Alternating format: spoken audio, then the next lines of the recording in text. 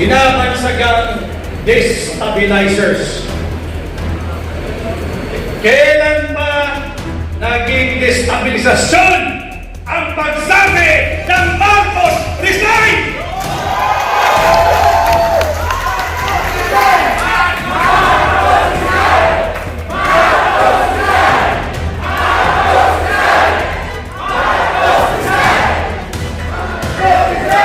At ang kanyang strategiya ay tumagal lamang ang pwersa nating mga Pilipino ng 30 araw dahil bago dumating ang 30 araw, darating na ang saklolo, ang reinforcement, ang ayuda galing sa banyagang pwersa.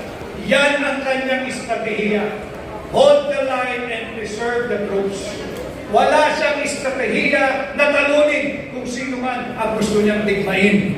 Ang kanya, huwag na maubos ang ating mga sundalo at patagalin lamang ng 30 araw in the hope na may darating na tulong mula sa mga banyagang puwersa. Hindi rin nakakatulong yung pagbubukas ng bibig. Kilala naman natin lahat kung sino yung mistulang Locoret sa Malacanang.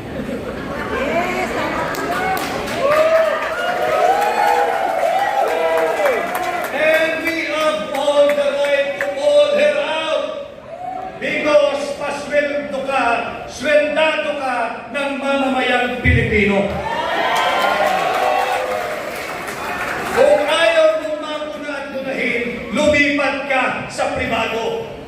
Subalit hanggang ikaw ay empleyado ng gobyerno, may pananagutan ka sa ordinaryong Pilipino.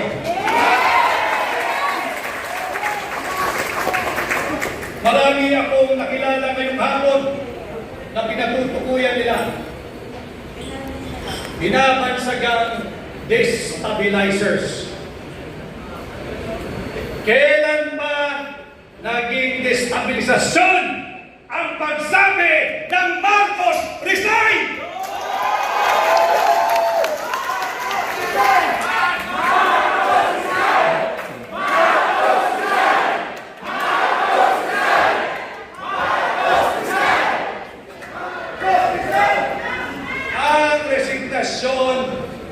Ay isang kinikilalang pamamaraan upang magkaroon ng vacancy in the office of the President.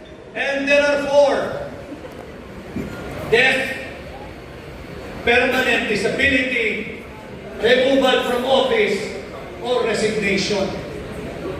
Kung ang saligang batas ay kinikilala ang resignation, paanong naging destabilisasyon ang pagsabi ng Marcos resign? Marcos resign!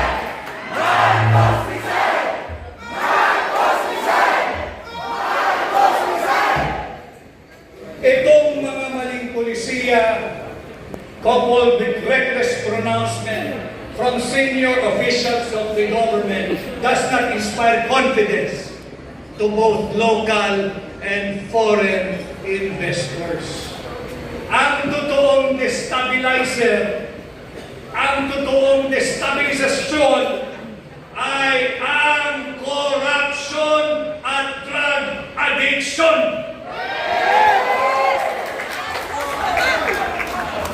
If this administration feels some degree or to a great degree of instability in their governance, huwag na silang maghanap ng sisisihin.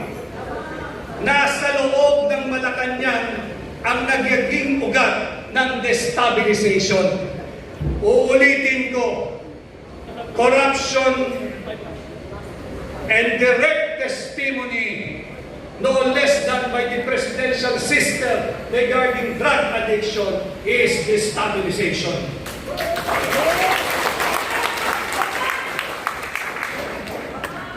Ang 19% na taripa na itinataw ng Estados Unidos sa lahat ng produktong Pilipino na papasok sa kanilang bansa, hindi rin ito nakakatulong sa pagsigla ng ating ekonomiya.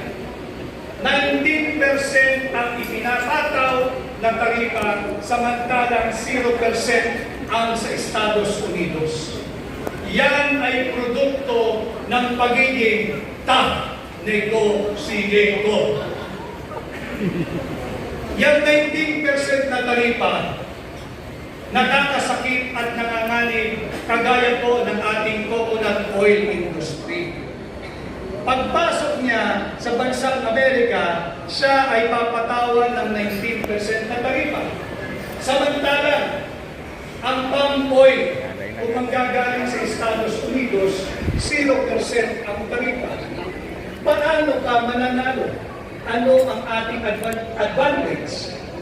19-0.